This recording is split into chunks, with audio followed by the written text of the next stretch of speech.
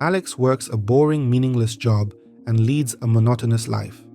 Her evenings are spent on endless dates with men from a dating app, but none of them can awaken any real feelings in her. One day, she meets the mysterious Kyle, with whom she seems to share a genuine connection. However, the next day, Kyle disappears and stops responding to her messages. When she tries to find him at work, Alex learns tragic news. It turns out that Kyle recently died after being hit by a car. But how could she have seen him the day before with another woman? Layering depth into horror films is a beautiful thing. Horror movies that hide profound meanings and metaphors beneath familiar genre tropes not only send chills down your spine, but also linger in your memory, prompting viewers to reflect on the details and decode the messages of the creators.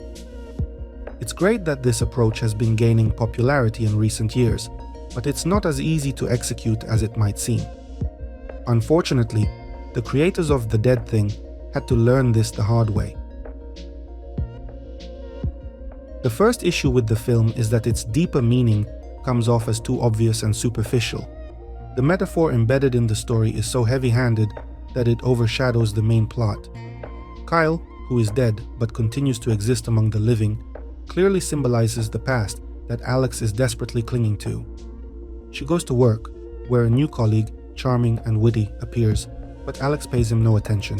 Instead, she returns home to repeatedly find herself in the arms of Kyle, who is always there.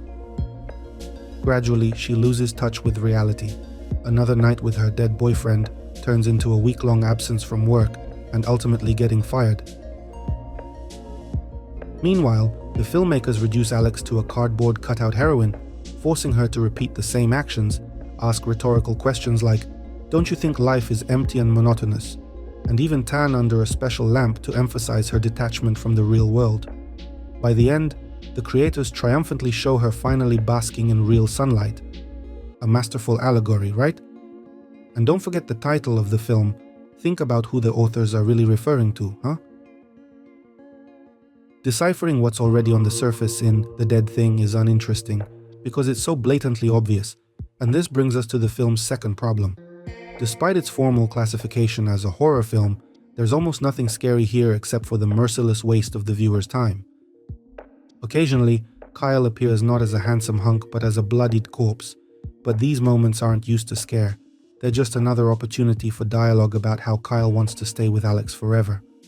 Meanwhile, she begins to grow tired of life with a dead man and starts thinking about moving on. The Dead Thing was released by the distributor Shudder, known for its auteur horror films, but in this case, director and screenwriter Elric failed to express his ideas in an interesting or elegant way. The film's visual style is far from mainstream, with many lulls and empty spaces. Even at its climax, The Dead Thing fails to truly captivate. The entire film rests on the shoulders of lead actress Blue Hunt, whom you might recognize from The New Mutants and the series The Originals. In some shots, she resembles Marion Cotillard, and while the comparison is a bold one, she handles the role far more confidently than Kane handles his own material.